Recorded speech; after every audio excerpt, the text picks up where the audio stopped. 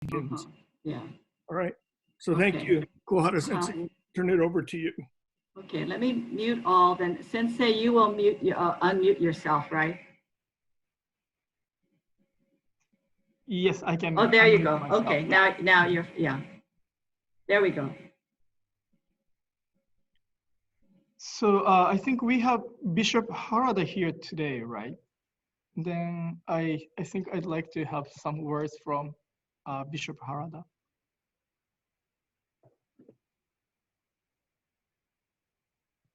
All right. He's not here today? He may not be on yet. I don't know. Yeah, so many people to find well, him. okay, I don't see him on. Okay. All right. Okay, so then, yeah, then let me share my screen.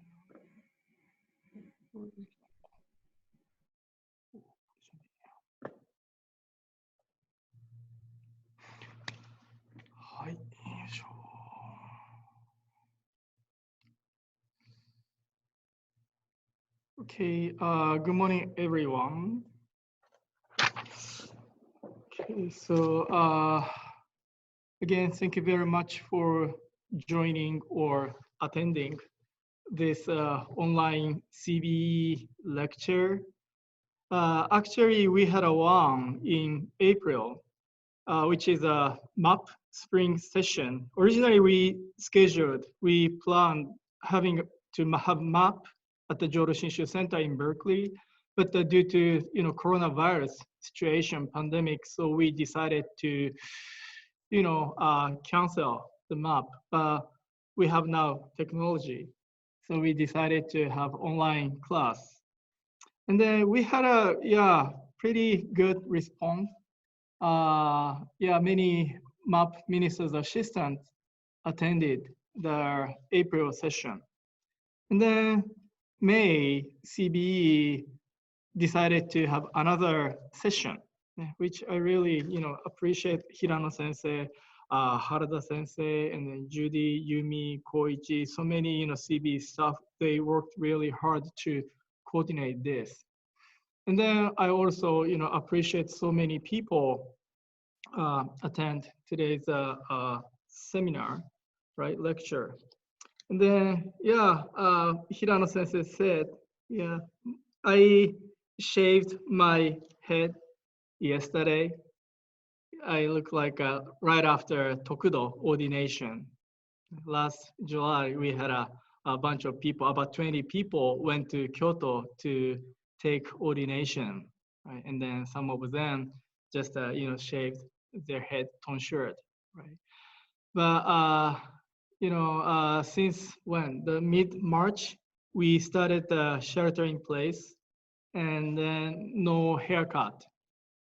So I've been, waiting the, this shelter in place order will be lifted, but the Bay Area we extended. So yesterday, I decided to, shave my head. So, but, this is impermanence. So maybe a couple months later, I have, longer hair. Or maybe I just keep shaving my hair. But still my head is look a little bit, blue, right? My face, kind of blonde, but my head is still kind of blue, yeah. So my kind of fresh, bald hair. And then I look like a obo-san, monk now. But anyway, so yesterday you received some materials, right? So the handout. I'm going to use PowerPoint to introduce, to do my lecture today. And then for your convenience, I make a PDF file, right, like this.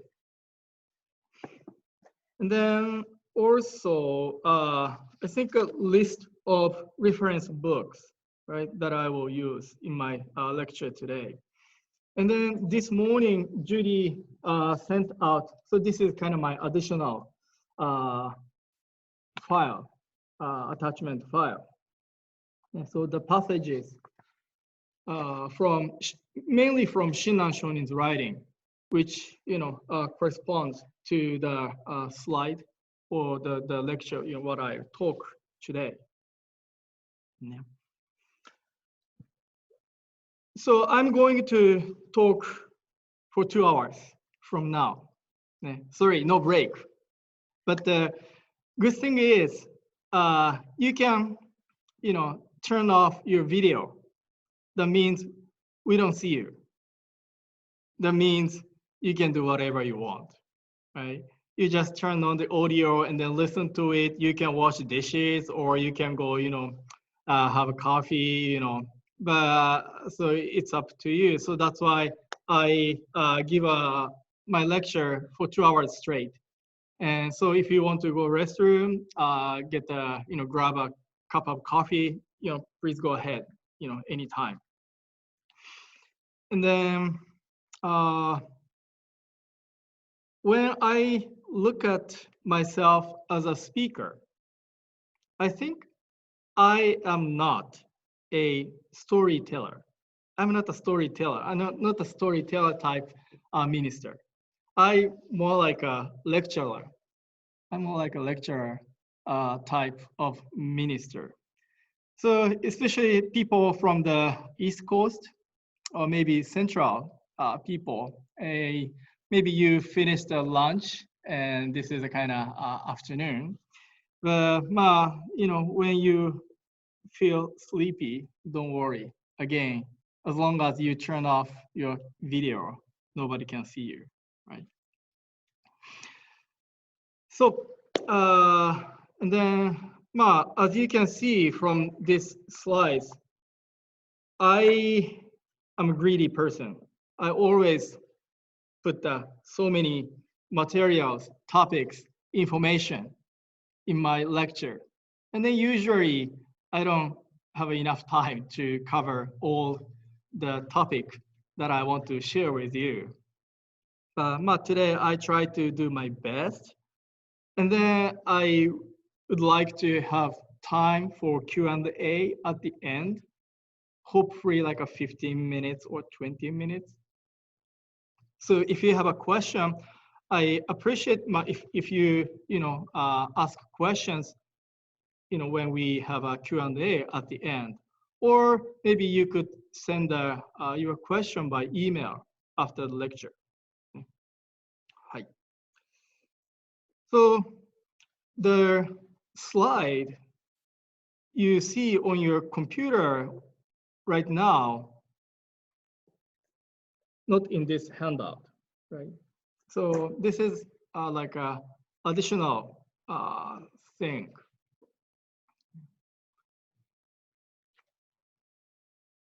So the first poem by Ayako Suzuki. Ayako Suzuki. She was a wife of Jodo Shinshu minister in Hokkaido, Japan, and then passed away at the age of 47. She had 4 children. And then she got the cancer, initially breast cancer, and then it spread. And then she passed away. And then this is the poem she composed just couple weeks before she passed away. She said, "I've received the strength from the Nembutsu teaching to accept who I am now without any resistance." And then I put another poem by Mr. Scott Morris, he was a member of Orange County Buddhist Temple. And then I quoted this poem from this. This is Bishop Harada's book. Right. And then he says, "I have ALS." So ALS is a nerve muscle disease, and then there is no treatment right now, basically. And then he said, "I'm grateful. I'm grateful to retire early to be with my family. I'm grateful I have family and friends that are so supportive and hopeful. I'm grateful I can still work and get around. When that is gone, I'm grateful I can still use my hands to feed myself. When that is gone, I'm grateful I can still breathe and laugh and feel. When that is gone, I'm grateful I had a wonderful life. And when that is gone, Namo Amida Butsu. So those are the words of Jodo Shinshu Buddhist who encounter the teaching, who encounter Amida Buddha, who receive the light of Amida Buddha. Right? I think death is one of the most difficult and huge issue for many of us, for most of us. Right? But look at the words. We can see kind of something appreciative, something positive. Right?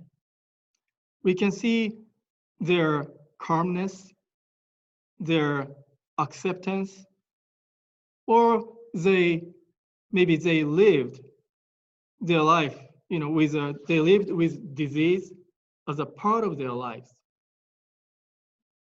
I think that is Buddhism. That is Jodo Shinshu Buddhism. By truly, deeply listening to this teaching, and then we can find, or we will get the awareness or realization of what the death really is, or what would happen after our lives end. Right? So how we look at death, and then also Pureland, Amida Buddha's Pureland is greatly involved in this kind of way of life. I think this is one of the greatest benefit that we can receive from this teaching of Jodo Shinshu. And the Jodo Shinshu Buddhism, Jodo Shinshu is the largest Buddhist organization in Japan, country of Buddhism. So this teaching, by practicing, by following this teaching, we cannot be rich. We cannot get a nice house. We cannot get a nice job or high position. This teaching, doesn't actualize our wishes, right? But when we deeply, truly listen to this teaching, right, we receive spiritual comfort. We receive calmness, or we receive strength to deal with the issue of death. Right? I think this is the greatest gift for all humans can receive. So I hope today's lecture, the topic is death and the Pureland in the Jodo Shinshu tradition. So I hope today's lecture will make some sort of contribution for your better or deeper understanding of this teaching. And today, I'm going to talk about the death, or especially Pureland, Amida Buddha's Pureland. So my approach is not talking or introducing the Amida Buddha's Pureland objectively. Right? It's not something object of our knowledge or comprehension. Right? My approach today is more like, its function. I'd like to share the function of Pureland, how the Pureland is working to me or to us. Right? So in other words, each of us, we need to find or sense how Pureland in Japanese Jodo is working here and now in our everyday life. And then I'd say that is Jodo Shinshu practice. So this is just a kind of intro. Yeah. Then, so let me begin this first slide. Okay. So what is Buddhism? I know this is a very big, huge question. And then I'm sure there are many different answers, but let me share two, general brief answers. It's a teachings taught by, delivered by Shakyamuni Buddha. Historical Buddha lived in India about 2,500 years ago, right? And then this is one answer to this question. And the second answer that I'd like to share with you is, so this is a teaching for us, for each of us to become a Buddha, enlightened one. And then who is a Buddhist? Right? Who is a Buddhist?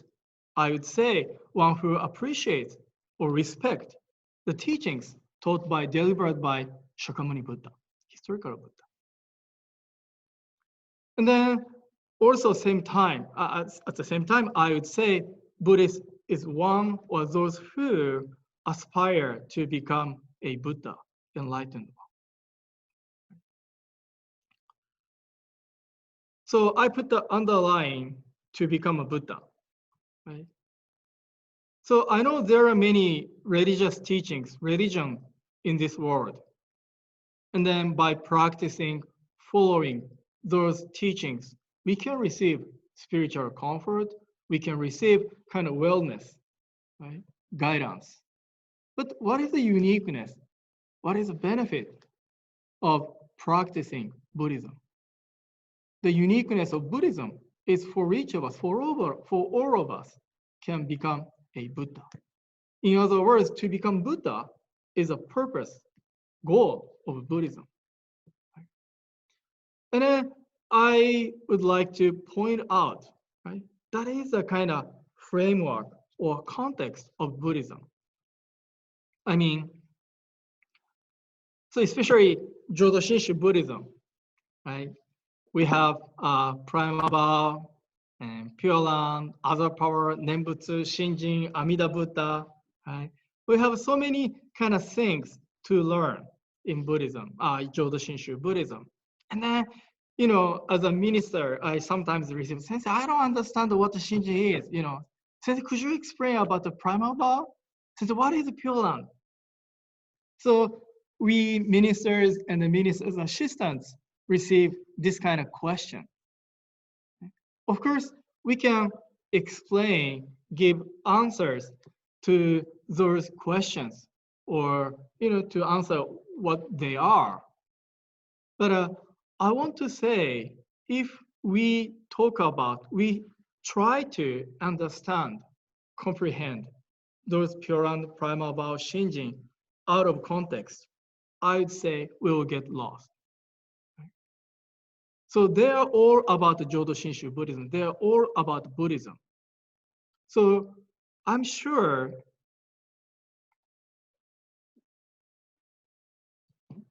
okay. So those items, topics should be, discussed, considered within the framework for better understanding, right? If we try to, understand them kind of out of context, out of framework, I'm sure, we will have difficulties. But within this context, especially, on the ground of, for me to become a Buddha, right? If we try to understand Amida Buddha, Primal Vow, Pureland, Other Power from the idea of becoming a Buddha, I'm sure you can have a better understanding. Or I'm sure you will have less difficulties in understanding those items. So today I'm going to talk about the Pureland. But when you study Jodo Shinshu or kind of Buddhism in general too, right? If you try to understand those things within certain framework, context, and then you will have less difficulties or less confusion. So this is a kind of important point. So let me share this with you at the beginning. So now I'm going to talk about the Pureland. So you see a picture of my son Takato. Yeah. So this is a picture taken 4 years ago. So this is 2016 June. And as you can tell, this is a picture of his graduation from elementary school. So he has a nice smile, right? So graduation, it's May now. So next month is a time for graduation for many kids, right? At the end of elementary school, Takato, my son Takato, had a graduation. Right? And what is graduation? It is a completion or end of school life as an elementary school student. Right? Of course, in Berkeley, we have 3 middle schools, 3 public middle schools. So after elementary school, some kids go different middle schools. So there is a kind of, goodbye, they go to different school. So maybe there is a sadness, of separation, saying goodbye to some friends because they go to different middle schools. And then, of course, some kids, they have anxiety, finishing elementary school. It's a big jump to start middle school.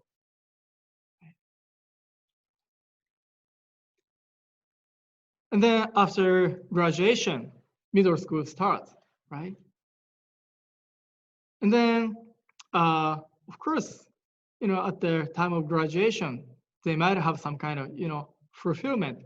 Okay, I could survive my elementary school, right? Fulfillment or maybe accomplishment. And then, or maybe gratitude, right? Because of support of parents, teachers, or friends.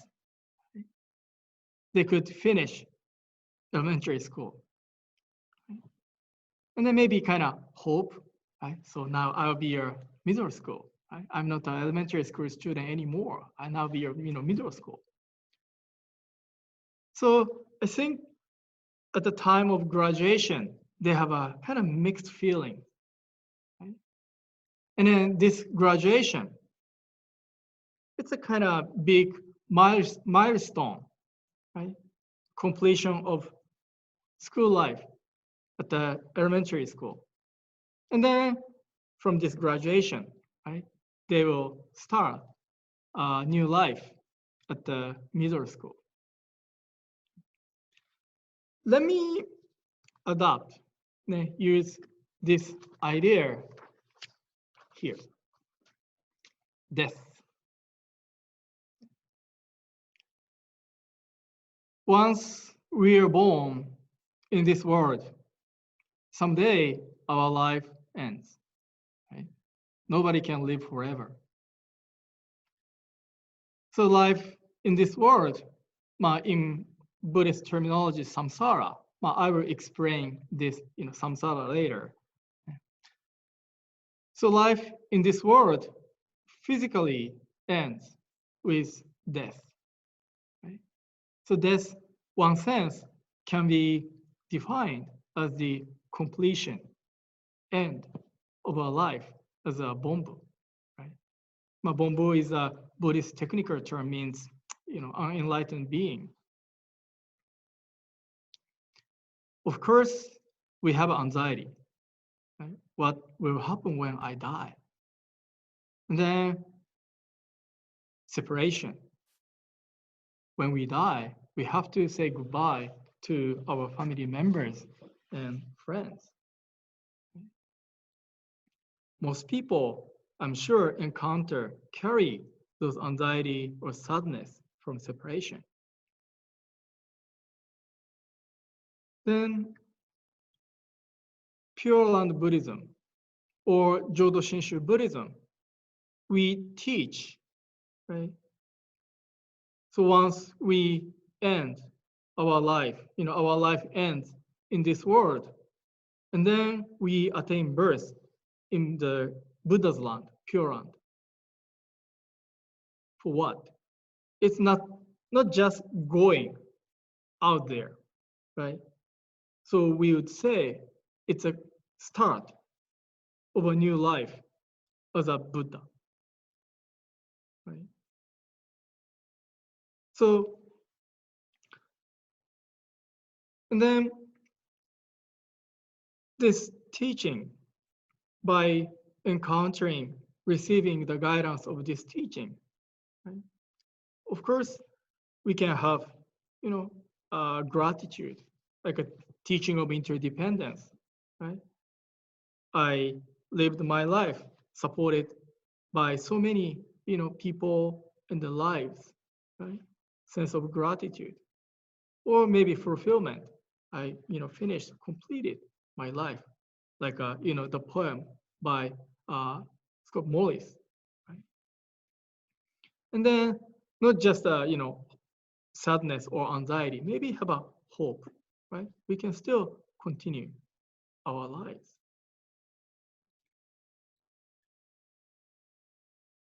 So when we encounter my coming death, of course, many of us have mixed feeling, right? Anxiety or sadness, or maybe fulfillment or gratitude or accomplishment, hope.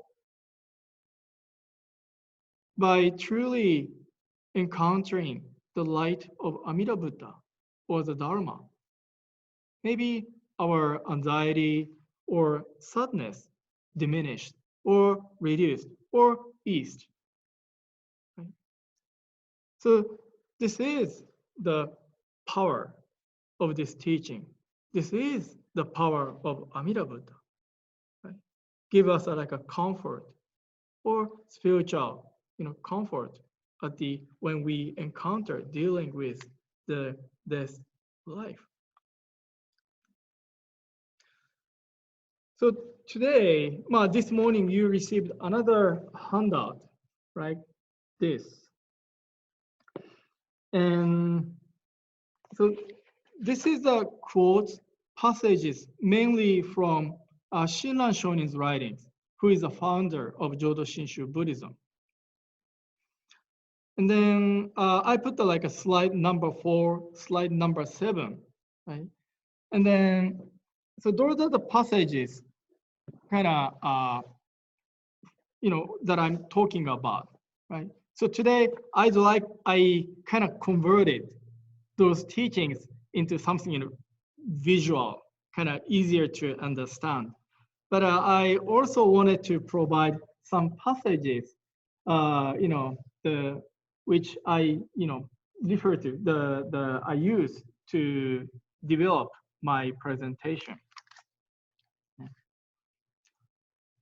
So like our first 4, 5 passages talking about this, thing, right? Once we end, our life ends. And then we attain birth in the Pureland. And then we start a life as a Buddha. Right? So those are the kind of passages we can find in Shinran Shonin's writing.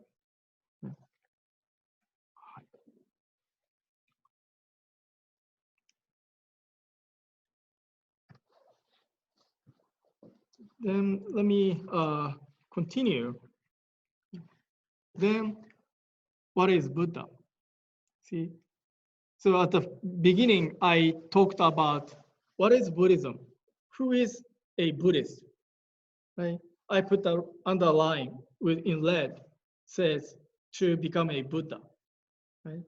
And in the previous slide, I said, after ending this life, we attain birth in the Pureland, and then we start a new life as a Buddha. And then, what is Buddha? I know this is also a big, huge question, right? Say, yeah. Let me use this. Right? I'm sure you're familiar with this, nutrition facts. Now, when you go to like a Safeway, grocery, shop, and especially like a box food, if you want to check the ingredients or like a calories, sodiums, those kind of things, you can pick up and then check this chart, nutrition facts chart.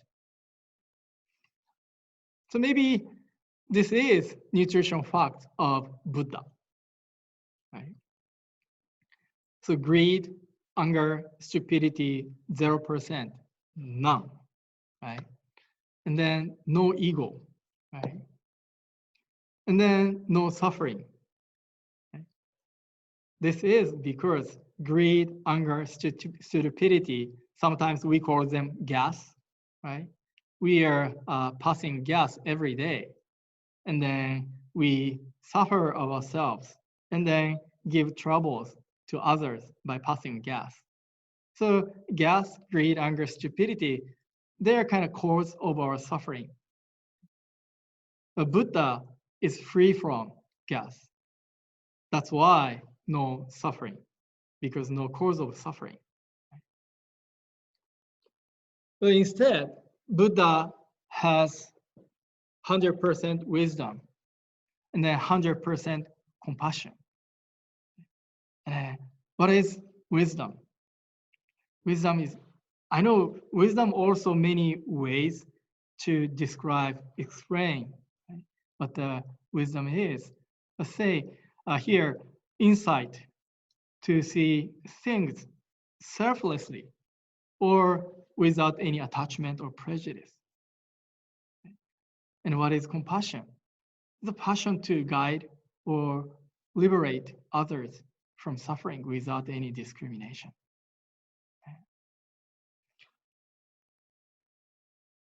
I think they are not easy, right? Wisdom, right? To see things selflessly without any attachment, prejudice. Right? We always see, hear, think, things so many kind of self-centered way or ego or prejudice. We have so many filters when we see things, right? So that's why it's really hard to see things as they are, right? See things as they are. But when we become Buddha, this is what will happen, right? And then compassion. Now try to, guide, save, liberate others from suffering. So from the eyes of Buddha, right, all of us, more or less, in suffering. So that's why Buddha wants to, guide us, liberate us from suffering. And then no discrimination. No matter who I am, no matter who we are, Buddha always kind of reaching us to give us guidance, right? Kind of no discrimination.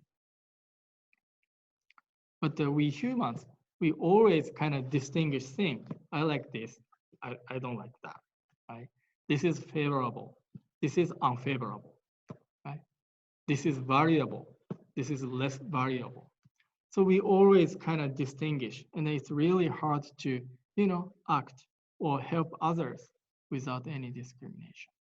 But once we become Buddha, this is how, what happened.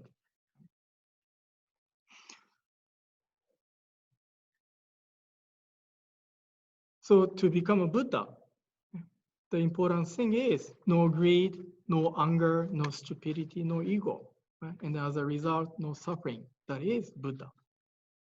Right? So I put this picture. Yeah. You see here 3 types of milk, right? Whole milk, fat-free milk, and the reduced fat milk. So reduced fat milk is not the fat-free milk yet, right? Even when 99% fat is reduced, it's not still, fat-free, right? Same way, as a Buddhist practitioner, we try to reduce, decrease our greed, anger, stupidity, gas. But, we have to free from those things, right? Until then, we cannot be a Buddha. So it's really difficult to become Buddha. It's really difficult to become Buddha. But at the same time, we are on the, in the process, we are on the track, heading towards becoming a Buddha. Right? That is a life of Buddhists. And then how do we become Buddha? How do we attain Buddhahood, become enlightened one. This is a part of a practice, right? And then it's not today's topic, so I'm not gonna talk about this. So I'm going to focus on when and where. When and where can I or will I become Buddha? That is today's topic.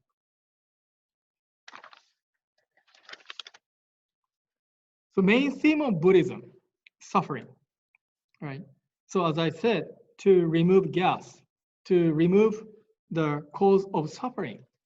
That is kind of one purpose of Buddhism. Right? When we become free from, gas, and then we become Buddha. That is a goal of Buddhism. So the main theme of Buddhism, I would say, it's suffering. How to deal with my suffering, right?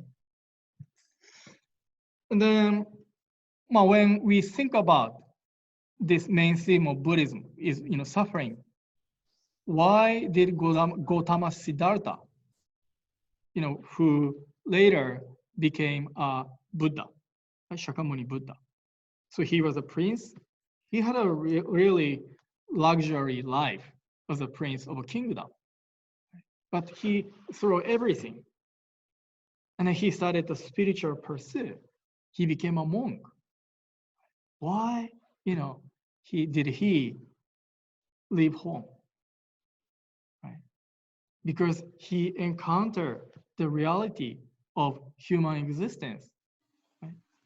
Getting old, getting sick, and die. Young Gautama Siddhartha, right? He kind of had a big, stress. Someday I will, become old. Someday I will get sick. Someday I will die. And he starts thinking how to deal with those things existentially. Right?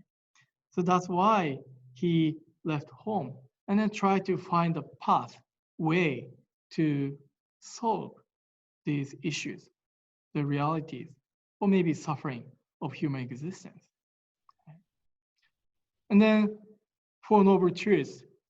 This is the teaching of Buddhism. So it's, four truths, right? Life, we have to encounter so many sufferings, which is the first truth, right? And then why do we suffer? He looked into himself, the cause of suffering, right? Cause of suffering. And then he realized they are, I have the cause of suffering. Cause of suffering is within myself, right? That is the second truth. And then how should we do, right? So there is a nirvana or enlightenment.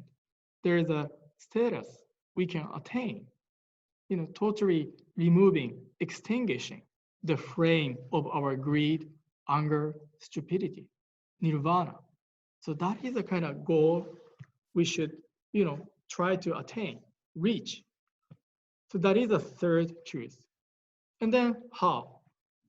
So there is a practice, way, eightfold path. Right? So this Four Noble Truths, again, the beginning, the origin of Four Noble Truths is suffering. How to deal with human suffering. He realized the reality, human existence. We are inseparable from suffering. How should I do? Right?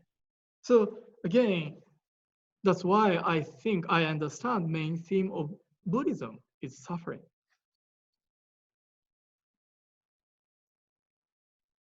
So I'd say Buddhism is teaching to reduce suffering by dealing with, by acknowledging, by truly knowing the cause of a suffering.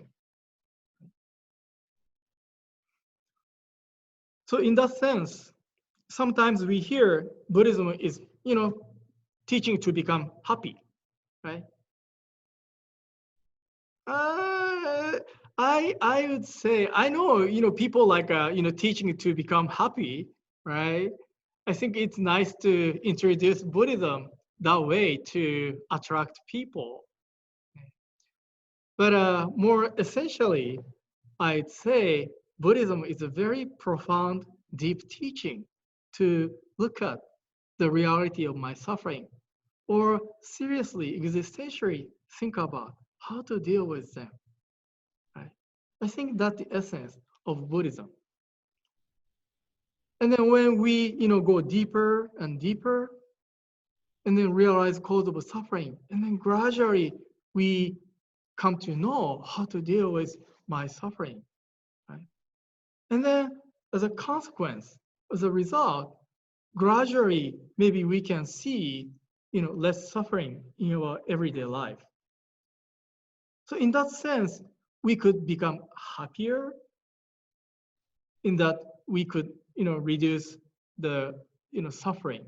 In that sense, we could say Buddhism is a teaching to become happy or happier, but the main focus is not superficially, not becoming a happy, right?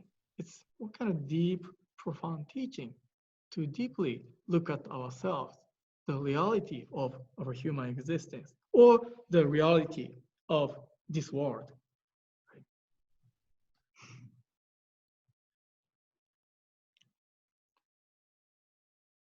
And then speaking of suffering, right? Speaking of suffering. So something internal, existential. And then at the same time, Buddhism adopts the kind of surroundings or conditions. So mainly based on the Indian cosmology, right? Indian cosmology, 6 courses, 6 realms, right? Hell, hungry ghosts, animals, fighting spirit, humans, and heaven. So we call this samsara, or realm of suffering, or transmigration, rinne in Japanese. So according to traditional Buddhist understanding, we are living these 6 courses of suffering, samsara, and then we transmigrate one realm to another, right? Kind of endless transmigration, endless circulation. Now you see an inchworm, and then a bamboo tree, kind of cut bamboo tree. So one Pureland master, he said we are like a inchworm moving in circles on the, kind of this edge, tip of like a bamboo tree. Right? It's kind of endlessly, making a circle. So somehow, this inchworm has to get out of this endless circulation.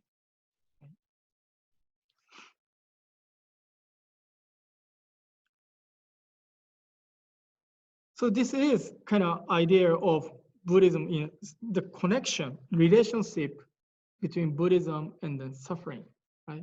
More like an internally, existentially, and then also surroundings or conditions where we are living now.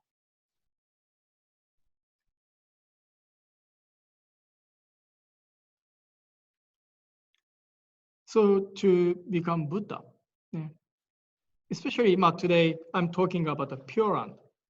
So my approach is more like a conditions or, surroundings. Right? And then we are living in these 6 courses. And then can I really attain Buddhahood, become Buddha, like attaining wisdom and then practicing compassion? Is it really possible to practice those things in, this samsara? So maybe one approach, one group, category of Buddhist teachings encourage practitioners, believers to do so.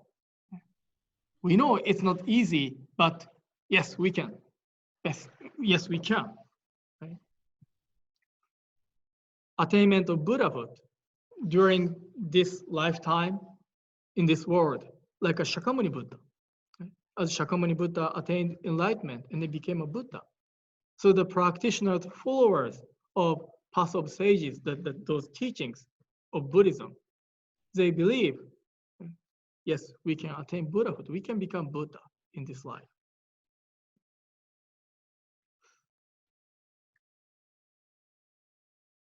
And then how about the Shinran Shonin? Shinran, you see the picture of Master Shinran, who is the founder of our school, Jodo Shinshu Buddhism.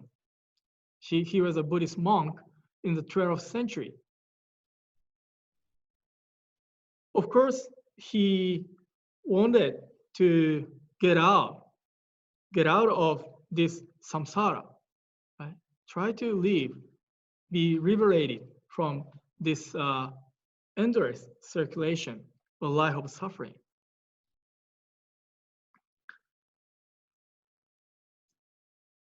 The teaching, the way he selected was what we call Pureland way. Pureland way. So in Buddhism, there are many different schools, right? Like a Tibetan Buddhism, like even within Tibetan Buddhism, there are 4 major schools. And then within those 4 major schools, there are some different schools. And then we have a Zen Buddhism, right? And then Shingon Buddhism, and then Nichiren or Jodo, many different schools. And then this is Mahayana Buddhism. There is another kind of group we call Theravada Buddhism. And then within Theravada Buddhism, there are many different schools. So speaking of Buddhism, there are many, many different schools and traditions. And then those symbolically, it is said, there are 84,000 Dharma gates, different kind of entrances, teachings, leading to one destination to become a Buddha. So there are 2 categories, 2 groups that you see on the screen. So one is the group of teachings, try to attain or try to become a Buddha within this lifetime, in this world, making effort. And then another group of teachings is Pureland way. It's kind of try to attain Buddhahood, try to become a Buddha after being liberated from samsara, and then attaining birth in the Pureland, Buddha's land. And then our founder, Shinran, or the picture, the portrait you see under Shinran Shonin, he's a Honen Shonin. Shinran Shonin is master. Right? So there are many Pureland masters. They decided to select, to follow the path of Pureland.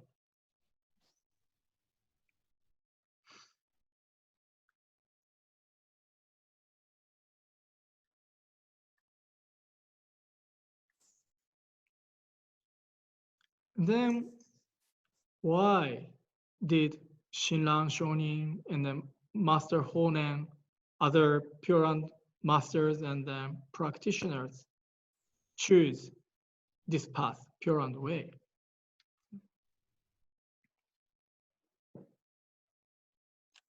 I know there are many reasons, right? But let me introduce 2 things. So one is maybe this world is filled with obstacles and then distractions. So again, when we look at the surroundings, right, the reality of this world, it's really difficult to focus on, Buddhist practice. So there are so many kind of obstructions and distractions all around us. There are serious seekers, right? Shinran Shonin, Honen Shonin, they spend many, many years at the monastery, waking up early morning, and then spend the whole day Buddhist practice. And then went to bed late at night. And again, wake up, next morning early. And then another kind of day of Buddhist practice, right? So that's their life for many, many, many years.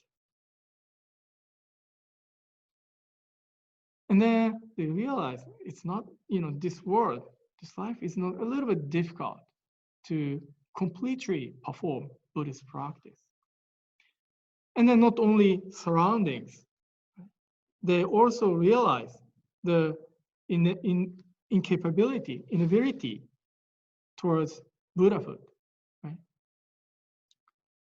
24/7, right?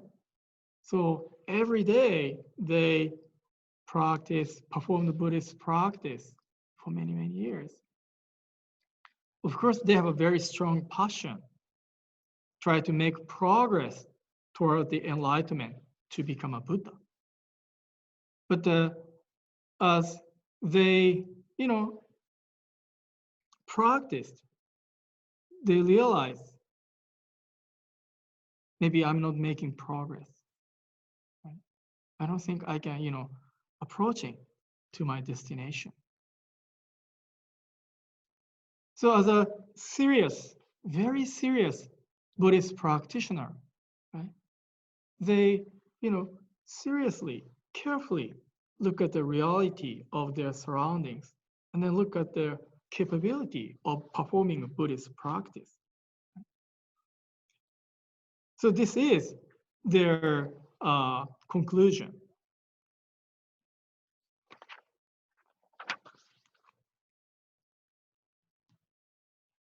I know some people say, Sensei, that sounds very pessimistic, that sounds very negative. I don't like that. They sounds like they just, escaping.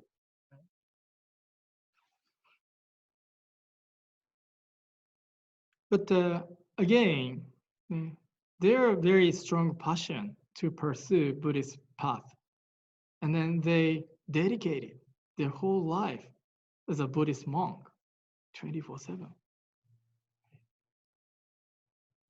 But they realize the reality of this world, and then their, capability. So I understand some people say this sounds very negative or pessimistic, but I would say their observation, their conclusion to me sounds very realistic. It's kind of right decision or right observation, right? And then I agree with their views, their observation, how they look at, this world, and then the nature, the reality of Buddhist practitioner.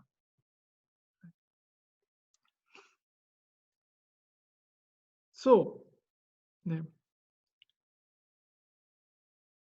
this is the choice of Pureland way. But sometimes people ask, then, if that's okay, they try to attain birth in the Pureland after life. And then how about life now, right? How about the current life for Pureland Buddhists? I'm sure Pureland Buddhists have a deep kind of realization of the reality of this world, right? That's why they choose, this Pureland path. And then at the same time, that kind of awareness, realization, I believe, or my understanding, drives us to live more meaningfully, more kind of constructively, right? So we may be Pureland Buddhists, although we realize the difficulty of this world, kind of incapability of ourselves, but still we try to make every effort to live better, to live meaningfully, constructively, right? So that is the true meaning of Pureland, not just escape, not just, throw away this life, just wishing for, life, after life. No, that's not the Pureland way. Especially Jodo Shinshu Buddhism, realizing the reality of this world, of myself. And then we try to live better, right? And then that is the life of Shinjin, right? Why we try to live more meaningfully, why we try to live more constructively, right? That kind of way of life, I would say Shinjin is the main drive that pushes us to live that way. But today, this is not a lecture, Shinjin, but again, so Pureland Buddhism is not just an escape. not just wishing for the afterlife, but it is very serious, challenging life, thinking about how to live this life more meaningfully, more profoundly.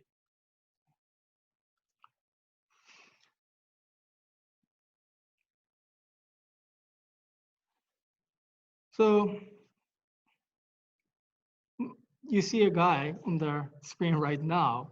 It's me before with longer hair, and then a little bit younger, maybe 5, 6, 7 years ago. It's me. And then this guy is living in samsara, right? Born in one world and then die, move to the next realm, like a transmigrating one after another.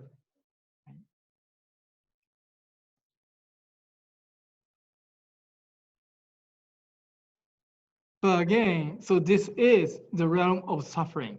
So as a Buddhist, I have to get out of this samsara. Right? I have to get out of this samsara. So again, this idea of sixth realm or samsara is more like an idea of a place, right? Surroundings. So once I get out of this samsara, right? Once I get out of this samsara, and then natural thought, natural question would be, then where will I go? Right? Once I leave, I'm liberated from samsara, where will I go? Because samsara is very kind of idea of place, right? So to be liberated from this samsara is a revelation, emancipation, or maybe gedatsu, in a sense, in a Buddhist terminology. So one answer would be realm of truth or nirvana. Right? Once we get out of this realm of suffering, where will I go? Based on the idea of place, then we could assume, there is a kind of realm of truth, right? Free from suffering. It's a nirvana. Or maybe we could say, once we get out of this suffering, and then we attain birth in the Buddha's land, where we can be free from all sufferings.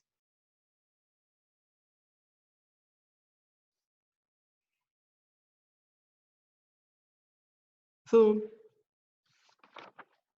I would say, so it's a kind of approach, different approach, right?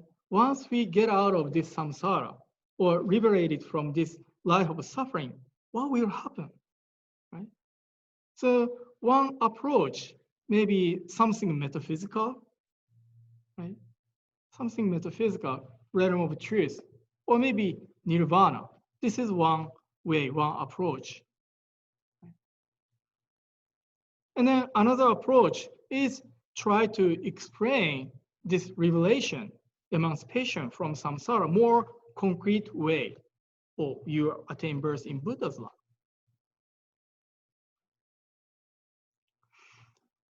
So it's a kind of different way of explanation of one thing, right? So like two sides of one palm, right? Front side and back side.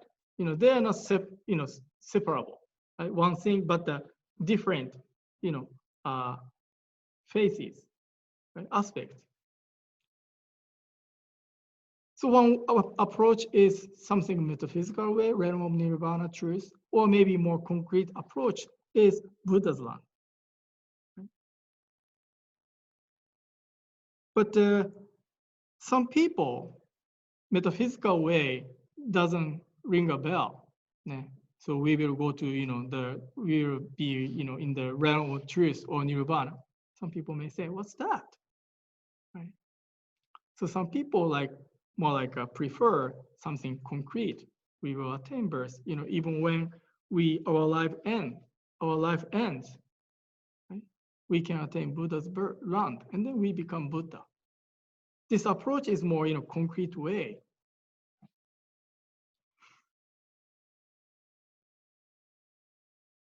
So I think some people who, reviewed this handout when you received yesterday, some people wonder, what's this slide? You can see the picture of Starbucks and then staff workers of 7-Eleven. So this is from the Ryukoku University website. Ryukoku University website. 2014, a little bit, old information, but Ryukoku University, originally the Institute of Jodo Shinshu for the Jodo Shinshu Buddhist ministers. Now it's a kind of university, big university, right? And then some Jodo Shinshu ministers, went to Ryukoku to study Buddhism and then Jodo Shinshu studies. And then this is an announcement that they will open Starbucks and then 7-Eleven on their campus, right?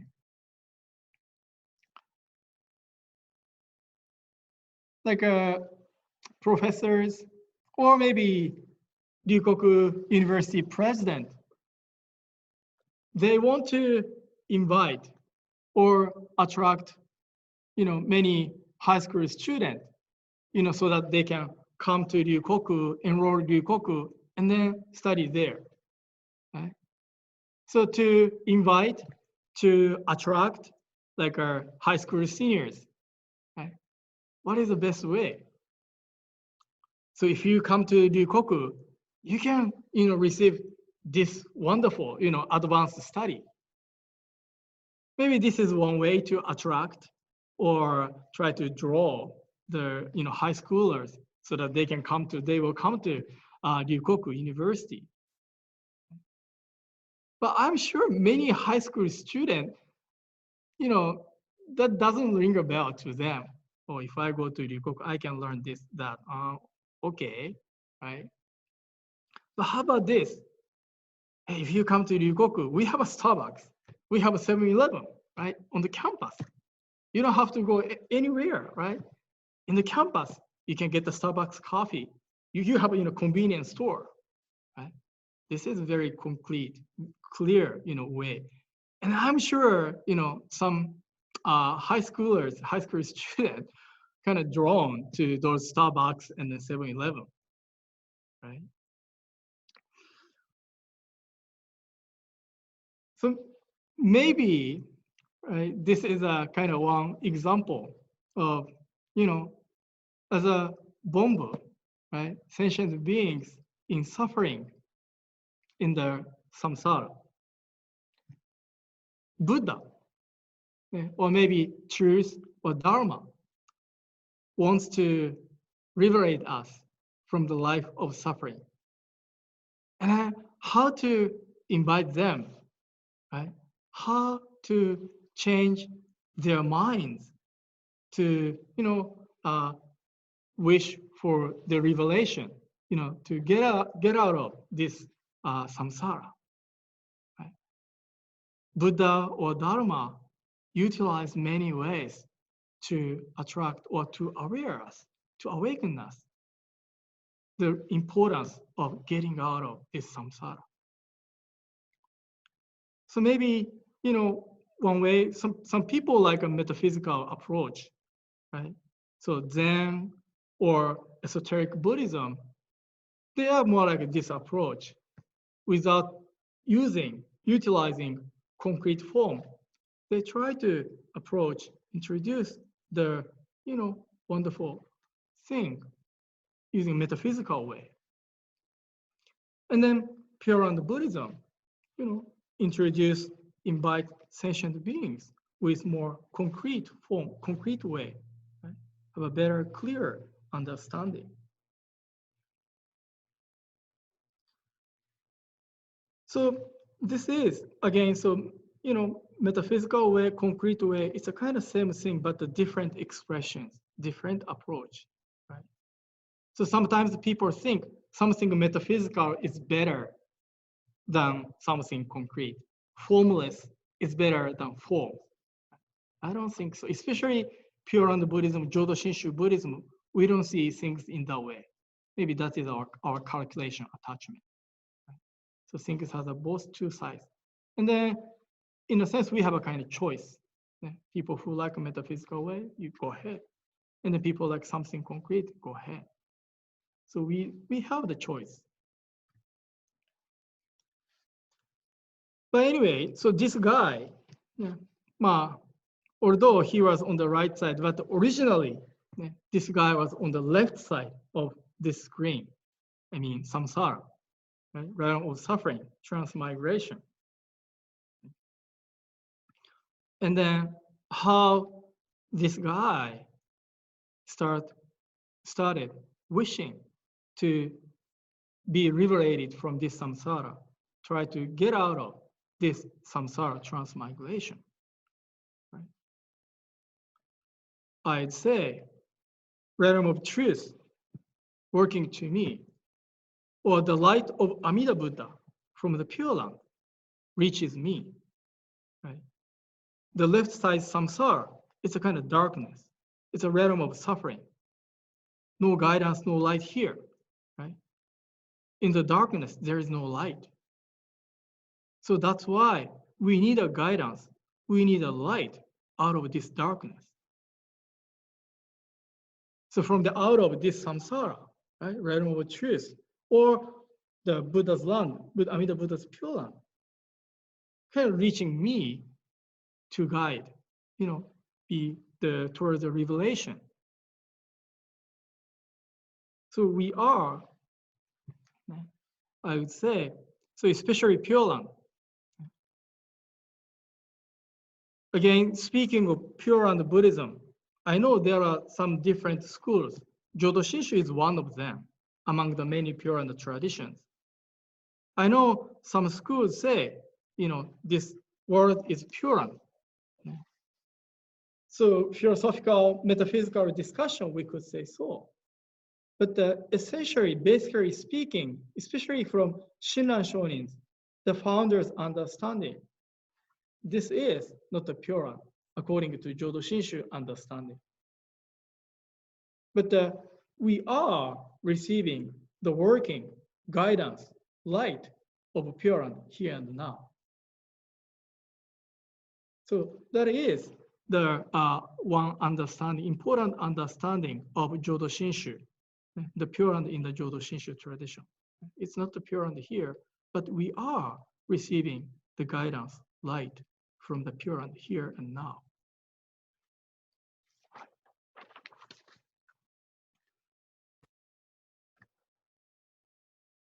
Okay, so I just talked about Pure Land, right? Samsara and then Pure Land. And then to be liberated from samsara, or to attain Buddhahood, that is a kind of purpose of Buddhism. And then now I'd like to talk about this.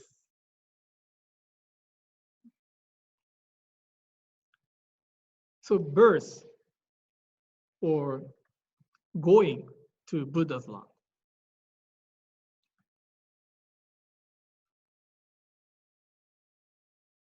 So again, as I mentioned in the first slide, after we attain birth in the Pure Land, we attain Buddhahood. It is where, it is in the Pure Land where we become Buddha, right?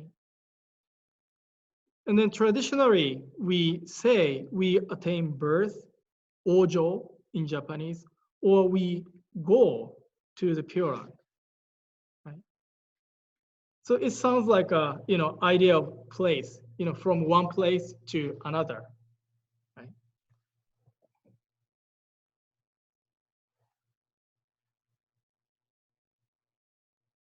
And then after attaining birth in the Pure Land, we become Buddha. And then, as I said, to become Buddha means to attain, enlightenment, to attain wisdom, and then to start performing perfect compassion, right? So to become Buddha is not just becoming a golden body, right? Practically speaking, as a function, as a working, right? To become Buddha means, we start, kind of big of dynamism, to work for others. So sometimes, people say, although in this picture you see many, Buddhas and Bodhisattvas in Buddha's land, but some people say nobody is in the Pure Land, right? Because once they attain birth in the Pure Land, they become Buddha. And then, so many people still on the left side, samsara, in suffering. So that's why as soon as they attain birth in the Pure Land, no time to be relaxed, right? So right away, soon after, they come back to this samsara, right? To perform compassion that is guiding those still in suffering in samsara. Right? So that is the kind of the reality of Pure Land, or attaining birth in the Pure Land, or to become a Buddha. Okay. So I think this, especially returning aspect, is very kind of unique or interesting, especially when we consider the differences between Christianity and then Jodo Shinshu Buddhism. But so far, I've talked about the Pure Land, right? And then I more like based upon the idea of place, like a samsara on the left side, and then attain birth in the Pure Land, very kind of place, idea. So that's why I'm sure people connect this idea teaching with Christianity, right? Once we, our life end this world, and then we go to heaven, Christian heaven, right? So I know some people say, call Jodo Shinshu Buddhism Christian Buddhism, right? I had a, experience, I went to an interfaith, like a conference, and then met one Buddhist teacher, and then talking to her, and I introduced myself, I'm from Jodo Shinshu Buddhism, and then she said, oh, Christian Buddhism, right? Interesting experience, right? But, and then I have a weekly discussion or conversation with my Christian friends. And then every week we have a kind of 1 hour, and then changing topic weekly, and then having a discussion. And then one time we talked about the Christian heaven and then Amida Buddha's Pure Land. What's the difference? Right. So maybe my understanding is this returning aspect is kind of different, big difference from Christian heaven. The structure-wise, I know I understand there is a structural similarities between Christianity and Jodo Shinshu Buddhism. Although there are many different differences, essential differences, but I understand there are structural differences, structural similarities. But this returning aspect, right? Once we become, and then, going to Buddha's land, attain birth in the Pure Land, is for us to become Buddha, to benefit others still in suffering. That is the kind of basic, the core idea of Pure Land. But again, I'm sure people get stuck, especially with this birth or going to Buddha's land. So let me introduce different approach.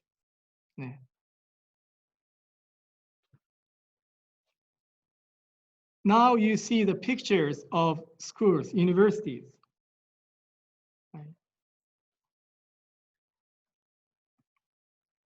I would say I went to these schools. Really? Kiyo-sensei, did you go to UC Berkeley? Yes, I did. I took class there. But did you go to Harvard? Yes, I did. Did you go to Columbia? Yes, I did. Did you go to Stanford? Yes, I did.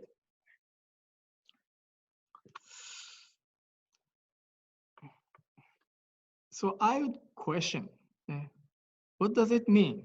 Go to those schools.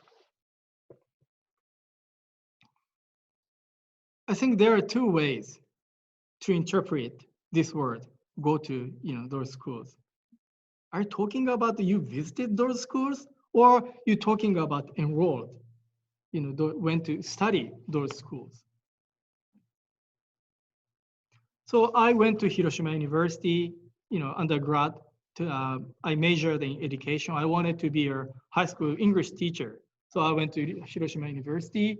And then after that, I went to Ryukoku University to study Buddhism and Jodo Shinshu. And then after Ryukoku, I came to Berkeley to enroll in IBS. Right. And then I visited Harvard University, I visited Columbia, I visited Stanford, I went to UC Berkeley took some class, but I didn't enroll. So when we say, I went to IBS, I went to Ryukoku University, right? When we enrolled in those schools, for what? Why did I go to those schools? Why did I go to those schools? Right? Of course, I enjoyed my college life, right? My college life in Hiroshima and in Kyoto, in Berkeley, my student life, I really enjoyed it. But the main purpose of our going to school, I put the two things on the screen, right? We go to school to expand, to develop our knowledge by receiving advanced education, especially like a college and a graduate school, right? We expand our knowledge by receiving the advanced education. So this is more like benefiting myself, right? Kind of self-development. And then just, deepen our knowledge. Some people, yes, but most people, right, for the future career, receiving advanced education at the college or grad school, and then try to benefit the community, right, with the knowledge or what we learn at the school in the future. So when we say, we go to school, I went to those, colleges or grad school, right? We are not talking about the physically going somewhere, right? We are not talking about the physically going, going to somewhere, but practically speaking, right? We go there and then we learn something, develop ourselves to benefit the community in the future, right? So can we use this idea when we talk about birth in the Pureland? Well, we go to Pureland. We go to the Pureland.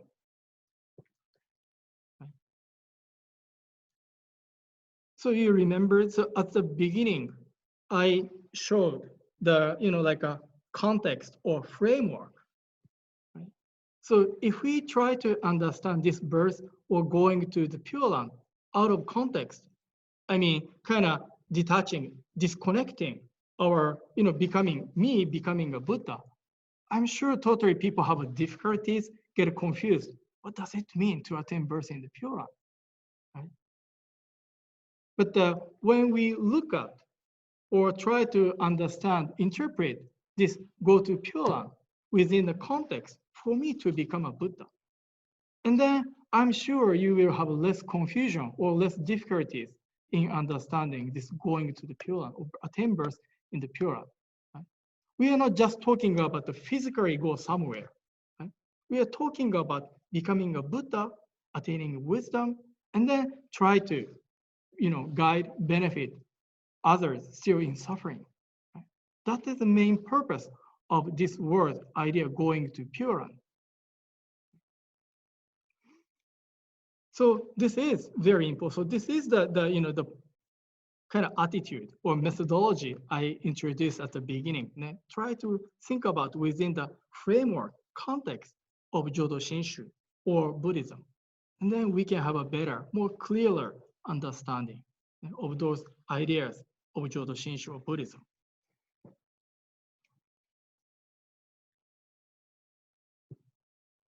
So, hi.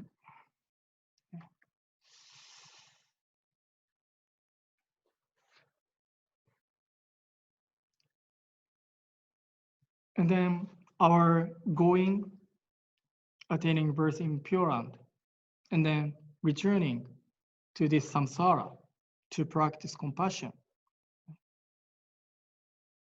That's not our effort. In the Jodo Shinshu tradition, we enshrine Amida Buddha. This is Amida Buddha's, let me say, project, Amida Buddha's project, or Amida Buddha's big aspiration. So Amida Buddha realized so many sentient beings in suffering in samsara, right? And I try to get out of or liberate us from this samsara. And then how should I do? So Amida kind of establishing this system. Amida established a place to kind of invite, to attract sentient beings in suffering, to leave the samsara, to leave samsara. Right? And then not just bringing sentient beings to this land, have them attain Buddhahood, become a Buddha. And then, sending them back to this samsara to guide those still in suffering. Right? So that means Amida Buddha is increasing his or teammate, right? Once we attain birth in the Pure, we become Buddha. Kind of, let me say, we join the team Amida, right? And then we have more Buddhas, right? And the more Buddhas coming back to this world, and they give us, guidance, sentient beings in this samsara. So we are part of Mahayana Buddhism, right? Mahayana is a big or great vehicle. So not only one person try to reach their enlightenment, try to reach their attainment of Buddhahood, but hey, let's go together, right? Getting on the on the big vehicle, and then we making a progress toward the Buddhahood, enlightenment all together, right? So maybe this especially returning aspect after we becoming a Buddha, we also try to guide sentient beings as like Amida Buddha. This is big Amida Buddha's project, Amida Buddha's aspiration to liberate all sentient beings from this samsara.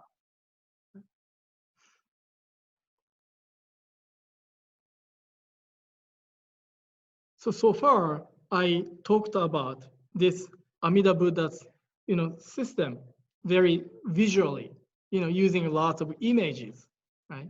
And then, of course, I could introduce those scriptural sources, right? This Amida Buddha established the vows, 48 vows, which is kind of how to liberate, how to guide all sentient beings in suffering. And then, specifically, I could introduce, right? And then this 48 vows, 48 resolutions of Amida Buddha is written in the larger sutra, one of the Pureland sutras. The first thing is who to reach to, all sentient beings in samsara, right? They are the target of Amida Buddha, Amida Buddha's compassion. So the 12th vow, talking about like a sun universally shining its light to everything, right? Amida Buddha is symbolized as light, right? Amida is a Buddha of light. And they try to, give us a light break the, our darkness. Right? So 12th vow talking about the universal kind of shining, kind of spreading the light. The 13th vow, and try to be with us until the last sentient beings in suffering attains Buddhahood. Right? So this Buddha of immeasurable life, right? The life never ends, this Buddha. Why? Because there are so many sentient beings, right? So that's why this Buddha has to have a kind of immeasurable life to accommodate, to guide the last sentient beings attain Buddhahood.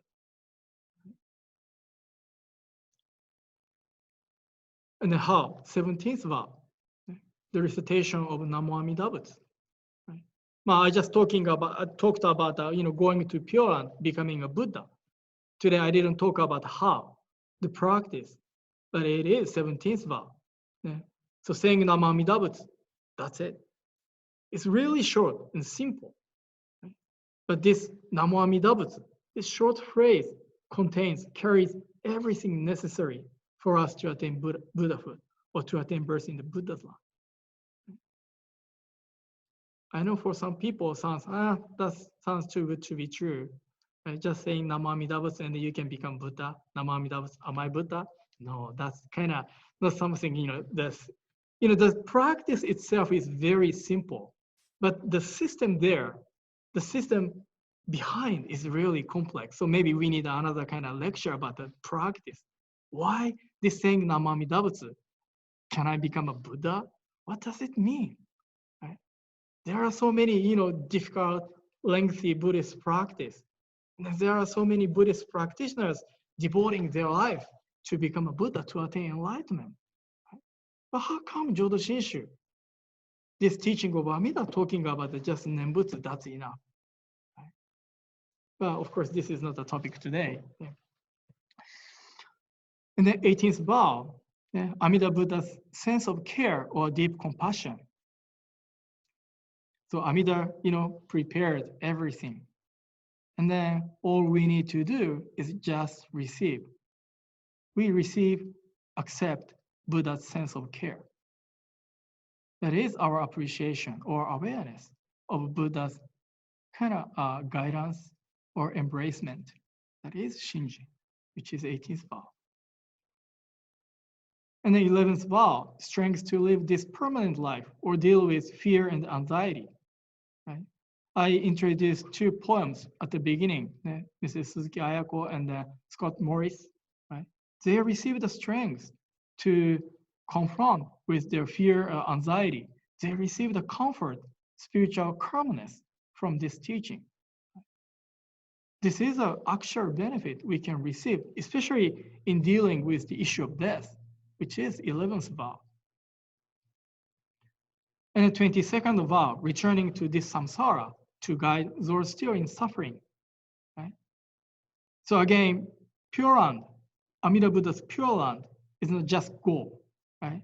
It is kind of dynamism, right? It's a place of dynamism, right?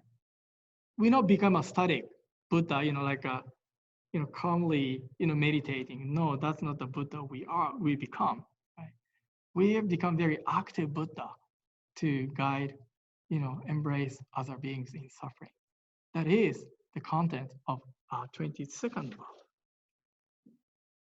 So this is the teaching of Jodo Shinshu Buddhism. Hi. Then let me talk 10 minutes more or so, and then let's have a Q&A from like a 12:40ish. So again, I talked about Pureland.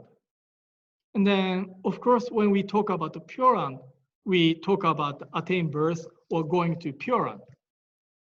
And then some of you today too have question. And then what is it that attains birth, right? Buddhism talks about non-self or maybe no soul, right? And what is it that goes to the Pureland? I know it's natural to have this kind of question. So I would say nothing goes to the Pure Land. From Buddhist idea, Buddhist kind of ontological idea, nothing goes to the Pure Land. But it's me, or it's each of you, who will attain birth in the Pure Land. So let me ask you a question. How do you think you exist? How do you exist? Or how were you born? How are you born in this world?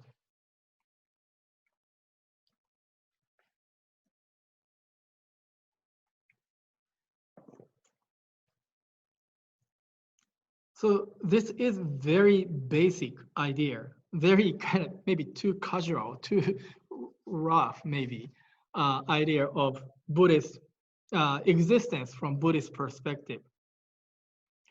You see a Lego, right? So giraffe here, and then Lego. So it's like a temporal combination of bits and pieces. That is basic idea of Buddhism. Or maybe unity of 5 aggregates. Now you are using a computer, so you can check the 5 aggregates in Buddhism, and then you can Google it. You can get receive what they are. So they are like 5 essentials, 5 essential elements that constitute the existence in this world from Buddhist perspective, Buddhist idea. So that's why we talk about no soul. Right? Our existence, of course, myself, right, is just a combination of cells. Right? I think over 30 trillion cells, right, within our body. So it's kind of temporal combination, unity of those cells. So there is no soul in human body. Right? That is a basic idea of Buddhism. And then another idea is, you can see on the right side.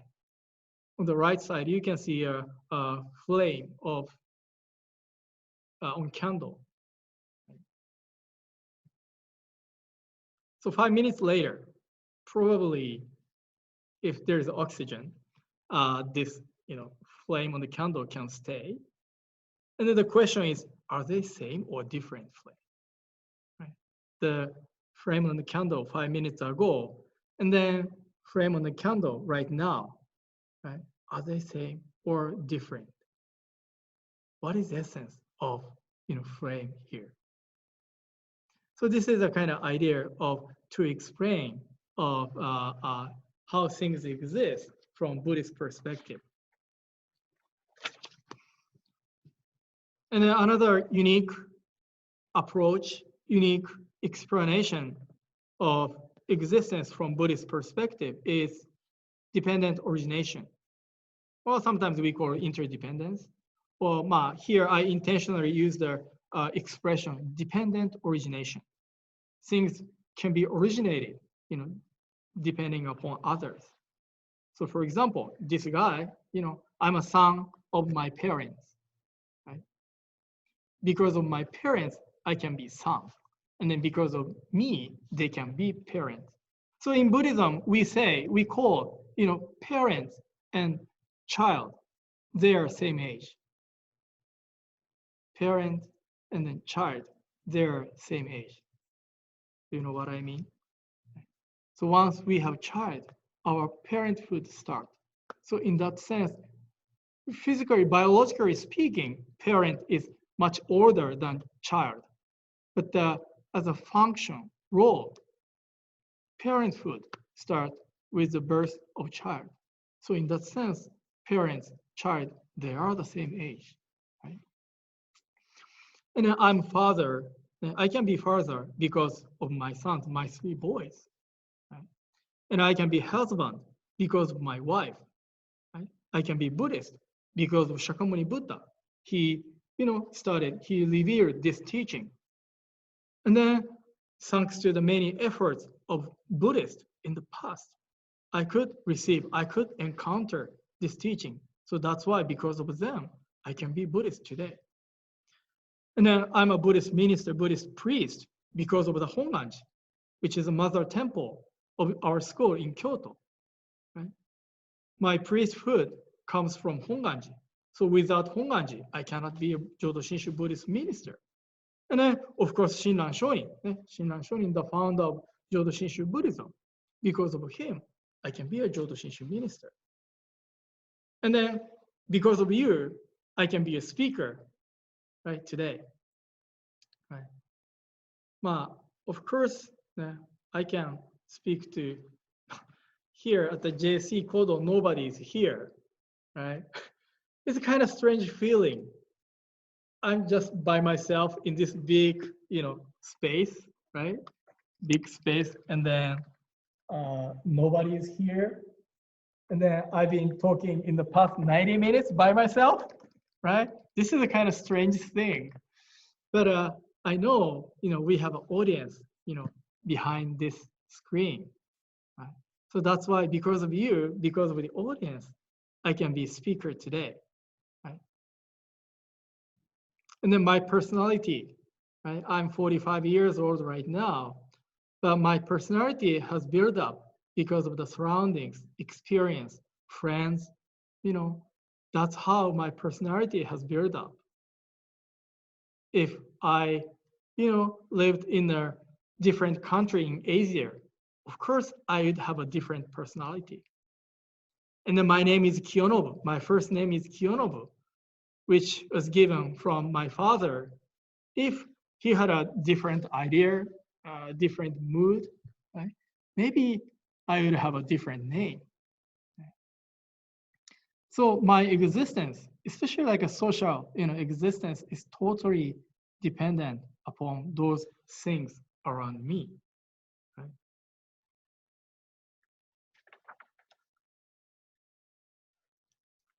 So again, you see kind of two ideas of how things exist, two ways of how things exist.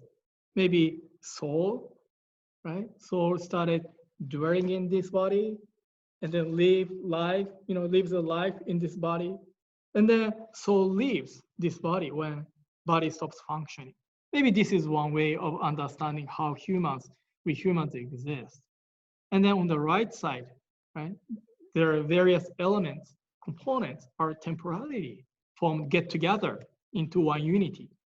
And then those conditions, things, components kind of wonderfully or miraculously maintain their unity, their temporary unity. But when they lose the balance, and then this temporary unity fall apart, and then that is the end of our physical life. So Buddhism, how things exist, we take the idea on the right side, right? So in other words, nothing was born. Right? Of course, we celebrate, right? So tomorrow is my third youngest son, Hiroto's birthday. Oh, today. Oh, sorry. Yeah, it's today. His birthday today, right? And we celebrate birthday. But from Buddhist perspective, right, strictly speaking, nothing was born. Right? So in other words, nothing goes to Pureland either. Nothing goes to Pureland either. So if you truly deeply understand the idea of non-self, this is the idea of non-self in Buddhism.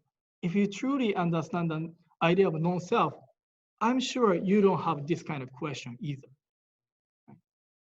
Because your idea, oh, nothing lives myself, right? Nothing was born, right? Nothing lives within myself, especially in terms of soul.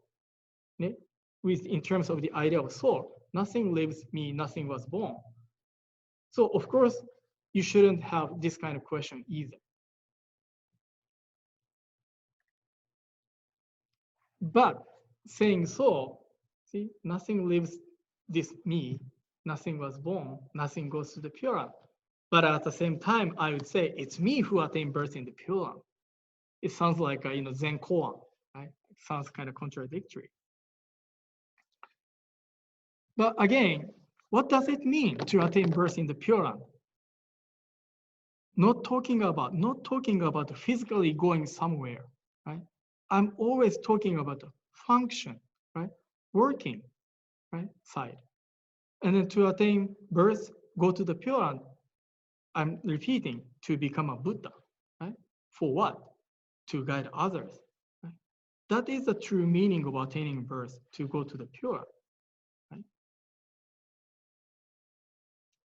So you see the picture of chanting book. This is my Shoshinge chanting book. Yeah. At the JSC, I when I have a morning service, Hatanaka sensei and then some ministers, if they're here, we have a Shoshinge. I was assigned to Jodo Shinshu Center 2007, 13 years ago. Right? Umezu sensei, Hatanaka sensei, when we have a visitors, ministers, we chant Shoshinge together. Right?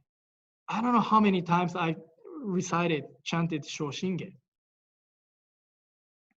And then after Shoshinge main body, we also chant 6 sets of Wasan hymns, Wasan poems. Right?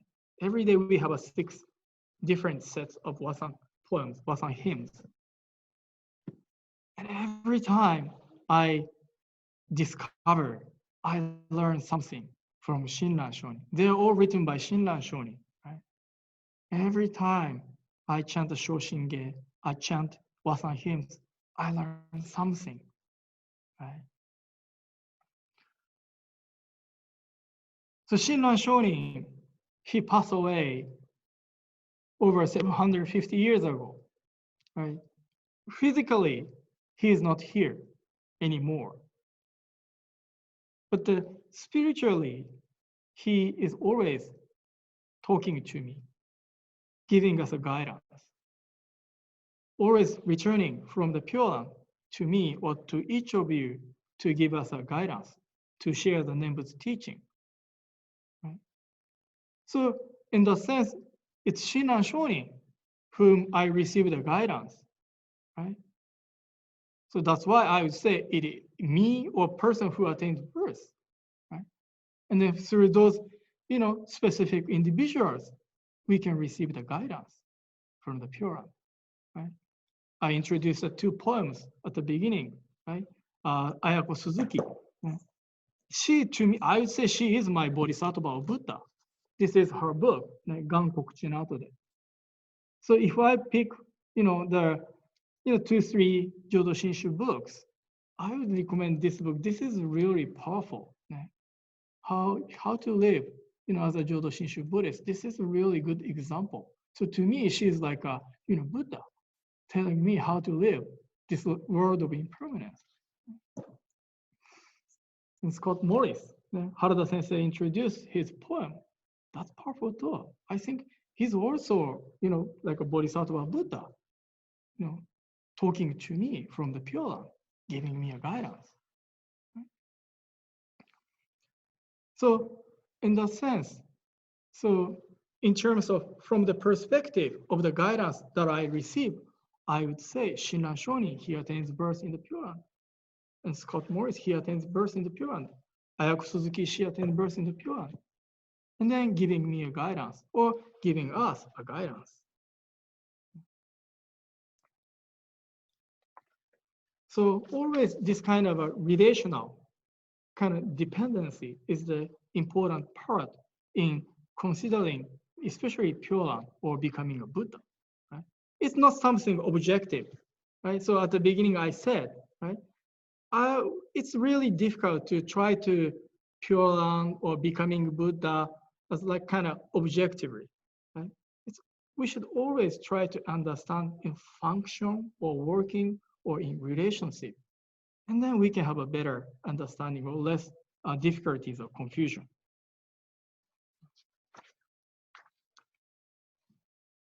And then the last part, the slide, page number 8, from this handout from number 8.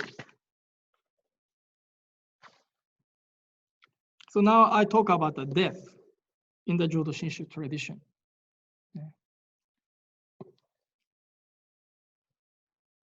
Now you can Google this. Now, how many people die a day on Earth, in this world, right? How many people a day in this world? When I first searched this question on the internet, I was kind of surprised. Every day, according to the survey, every day over 150,000 150,000 people die. Right? Every hour, so according based on this number, every hour over 6,000 people die somewhere on this earth.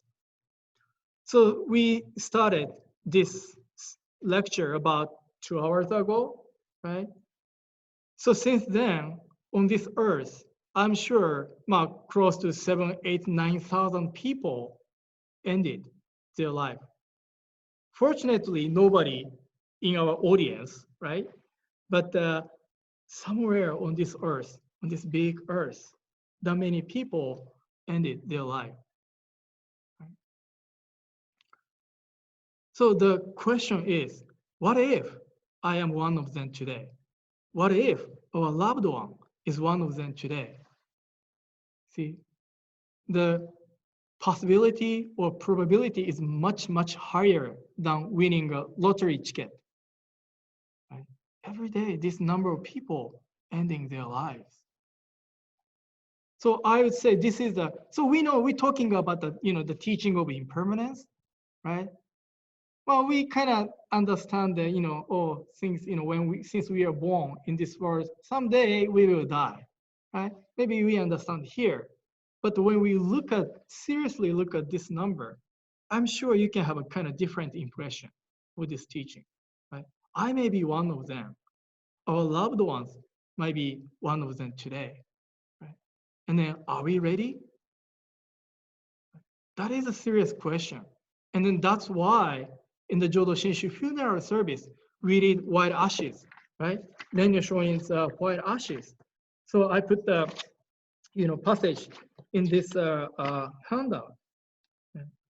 The last page, sorry, I didn't put the page number in this quote handout. The last page, slide number 23. Whether I go before others or others go before me, whether it be today or tomorrow, who knows, right? During the morning, we may have radiant health. In the evening, we may turn into white ashes. The fragile nature of human existence underlies both young and old. Therefore, we must, one and all, turn to the teaching of the Buddha awakened to the essence of life. So that's why, we want people to awaken to the reality of impermanence. So that's why in the Jodo Shinshu tradition, always in the funeral service, we lead these white ashes and then encourage people to awaken to the reality and then get ready. Your death, your coming death, or kind of death of your loved ones, right? So those are the other poems by Ayako Suzuki. Yeah. So like a bet, my understanding in the past was that Dharma message should be delivered by ministers at the Buddhist temple. That's how we understand, right? We go to the temple, listen to the Dharma. But since, received a diagnosis as a cancer, right? I have been able to hear the Dharma message by Amida Buddha here and there. I think hospital bed is the first class seat for listening to the Dharma, right? So this is kind of the gift she received from Amida Buddha, right? And then another example is a lady who passed away at the age of 25 due to cancer. So she had to, close her life, but age 25, so young, right? But just before she passed away, she said, "Dad, Mom, please don't cry, whatever happens, right? I'm living a life to become a Buddha now. I'm not just living a life to end for nothing, but I'm kind of approaching to the kind of start of a new life as a Buddha." I'm sure this teaching gave a great hope to Chizuko-san. So that's why she could have received the strength to deal with her, coming death.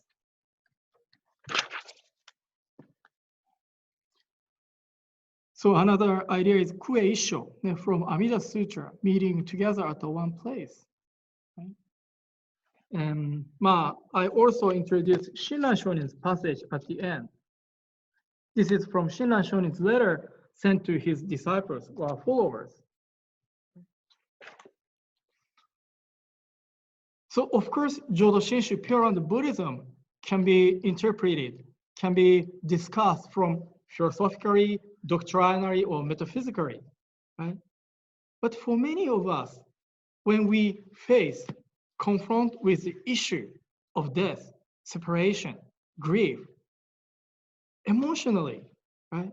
This meeting together at the one place is a great, great relief. Right? When you are in the, kind of anxiety or, facing the separation from our loved ones, right? Those metaphysical or philosophical doctrinal discussion doesn't work at all. Right? I'm sure, we can meet together at the one place, give us a big, big spiritual, psychological, emotional relief. So that's why Pureland Buddhism accepted by many, many people. So this is one conversation that I heard from Imai Sensei before. And so 10-year-old child got an incurable cancer or disease, right? And then just before this child passed away, asked question to mom, right? Mom, what happened when I die? Where will I go? I'm sure this is a very natural question for this, dying child. Mother, she was a Buddhist, but like a name-only kind of mother, and she was not so sure. She was not so, deep understanding of Buddhism or Jodo Shinshu Buddhism. But she anyway, responded, gave an answer to the question to this dying child. Right? And she said, I heard you will be born in Buddha's land. And this child didn't ask questions. Does it really exist? Or where is it? This child didn't ask those questions. Right? The question, the words this child said, can I see you there again? And then mom, she responded, yes. At this point, she was not so sure, but she said yes. So after this child passed away, and then now she started seriously listen to the Dharma, right? When she answered yes, when she said, I heard you will be born in the Buddha's land, she was not so sure. But with, she received a chance to truly encounter the teaching of Amida Buddha, to truly, deeply, seriously listen to the teaching of Pureland. So in a sense, this child brought a chance to her mom to be true, Buddhist, to be true listener of Jodo Shinshu Buddhism. So Pureland, right? In our daily life, we receive the kind of light or guidance, right, from this Buddha. Although physically, maybe we don't see them. We don't see this guidance or light from the Pureland. But spiritually or existentially, when we, carefully see our everyday life, we can realize Buddha's calling, the light from Amida Buddha's Pureland, here and there. Right? That is the life for Jodo Shinshu Buddhists. In the future, after ending this life, we attain birth in the Buddha's land, and then start a new life as a Buddha to guide other beings. はい。ごめんなさい. I'm so sorry. I talked too much, and then but we have maybe a couple minutes to